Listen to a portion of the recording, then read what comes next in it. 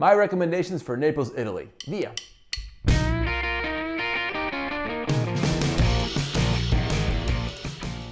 So unfortunately, because of this quarantine situation, I have not been able to go back down there, or anywhere for that matter. And so what I will do is give you my best recommendations based on somebody who lived there for 2 years. Yeah, I really hope to get back down there at some point this year. Cominciamo. Alright, so in my opinion, the best place to start off is Piazza Dante. This is pretty much in the center of the city, and it connects you with Via Roma, well, the official name is Via Toledo, and also the historical center, or the Centro Storico. The next place you want to check out is called Napoli Sotterranea, and pretty much the name says what it is, Naples underground. It's 131 feet below ground, and a word of warning, if you are claustrophobic or if you're not in good physical condition, I wouldn't go down there. If you're a history buff, then this is a must-see. I loved it. You take a guided tour and they show you the remnants of the ancient Greek and Roman aqueducts, and at one point during World War II it was used as a bomb shelter. And at the end of the tour, they take you to what's left of an ancient Roman amphitheater. Pretty much, it was in the cellar of a local, and he didn't know what he had down there. Next on our list, we have a street called San Gregorio Armeno. And this is a famous street in Naples, most notably for its nativity scenes at Christmas time. I should tell you, however, that this particular street at Christmas time, it is packed. I mean, you just can't move sometimes. Next, we have Spaccanapoli. And this literally means Naples split in two. What I like about this street is that it's not just for tourists. You know, a lot of tourists go there, but you have a perfect blend of locals, local businesses, and tourists. As a matter of fact, it's a chaotic blend. However, it's a must-see because in my opinion, this is really the beating heart of Naples. This is really what makes Naples, Naples, in my opinion.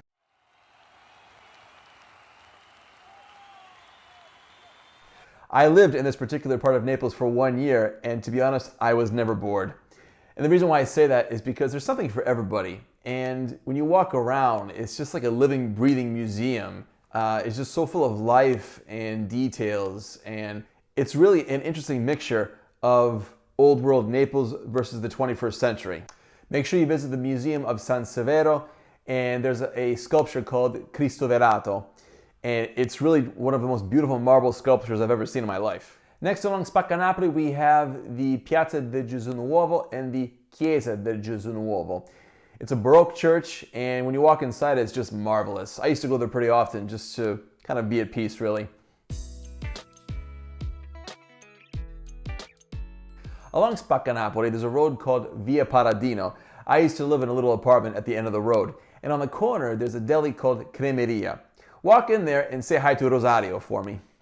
Alright, so at this point you're probably hungry, and you guessed it, pizza. Now the best pizzeria that I recommend is actually before you arrive at Napoli Sotterranea.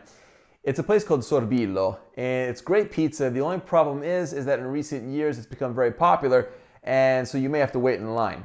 If that's not an option, don't worry. This is the Centro Storico, and it is just full of pizzeria. You cannot go to Naples and not try the pizza, because in my opinion, it is the best pizza in the world, and I don't give a damn what anybody says. At one end of Spaccanapoli, we have a road called Via Forcella. This, in my opinion, is a very characteristic part of Naples. Characteristic in the sense of, like, it's very Neapolitan, in my opinion. At the other end, you have a part called the Spanish Quarter, Quartieri Spagnoli, and this is also a very characteristic part of Naples. Like, you walk there, and it's kind of exactly what you expect to see when you go to Naples. You know, it's hustling, it's bustling, you know, people live very close to each other, and it's also, you know, one of the older parts of the city as well. Are both of these two parts safe? Yes, but use common sense. That's the best advice that I can give you. How can I forget? In the Spanish Quarter, you have a trattoria. It's called Nennella, which literally means little grandmother translated. And it is a typical Neapolitan trattoria, and it's become very popular. And what makes it so popular is that it's characteristic. It serves simple food, but it's good simple food.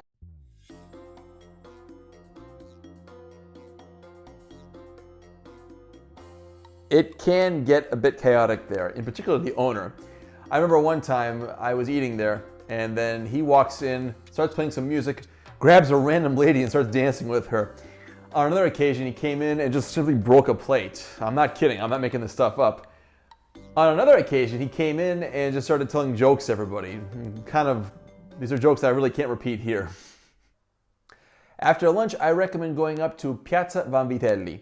This is in the Vomero section of Naples, and it's in the upper part of the city, and it's also one of the nicer parts, in my opinion. At this point, you're about to see one of the best places in Naples to get a view of the volcano. I remember the first time I saw the volcano, I was just amazed at how big it was, and if it's your first time, I hope you have the same reaction. So you want to make your way over to a monastery called San Martino, and next to that you have a castle called Sant'Elmo. And right in front of there you have this little piazza, and from there you can get some great pictures, get some great selfies of yourself and with the volcano in the background. And from there you also have a bird's eye view of the whole city. It's really cool. From there you will clearly see Spaccanapoli, and then at that point it'll be quite obvious as to why it's called Spaccanapoli, because you can see the line that splits the city in two. Next on our list we have Via Toledo, and as I said at the beginning of the video, the official name is Via Toledo, but the Neapolitans call it Via Roma. To get there you want to go to Piazza Fuga, and from there you will have a funicolare station. And in essence it's like a cable car which takes you right down to Via Roma. It's almost identical to the one in Milan, and in essence it's a shopping center. I don't know how much shopping you can actually do there, because I haven't been there in a while. But it's very picturesque, and if you like photography, then this is a pretty cool place. Next on our list is the Piazza Del Plebescito, and in essence this is the biggest piazza in Naples. And to get there, simply leave the Galleria, you'll have the San Carlo Opera House on your left, and then keep walking straight and you will see this massive piazza. It's really impressive to see. Walk into the piazza, and then off on the left you have the Royal Palace. I've only been there once, but the gardens were pretty nice. And then if you walk towards the end of the piazza, you have a church called San Francesco di Paola. It's a really nice church. And then also if you walk inside and you look up above, you'll see a ceiling which in essence looks like the Pantheon here in Rome. Once you finish at Piazza del Plebiscito, keep walking straight and you will see the Gulf of Naples and obviously Vesuvius. Keep walking along the water and eventually you will run into the Castel Dell'Ovo. Translated literally, this place is called the Egg Castle. And the reason why it's called that is because legend has it that the ancient Roman poet Virgil hid an egg in the dungeon of the castle. And supposedly, if this egg broke, not only would the castle collapse, but also the entire city of Naples. As far as I know, the castle is free, so walk in, go up to the top, and you get a great view of the Bay of Naples and also the volcano and the islands. I hope this video inspired you to visit Naples, and during this tough time I think we need to be reminded that there are still wonderful places that we need to see once this whole situation ends, and I really hope that you take Naples into consideration. Well, I'm no expert on Neapolitan, but what I can do is teach you an expression that you're probably going to hear if you go there. Now, to say hi in Italian, it's ciao. Hi and bye, actually. In Naples, they would say ue, or wait. I don't know where it comes from, to be honest, but that's just what they say. Remember, this is only used to say hi. If you haven't done it already, make sure you hit the like button.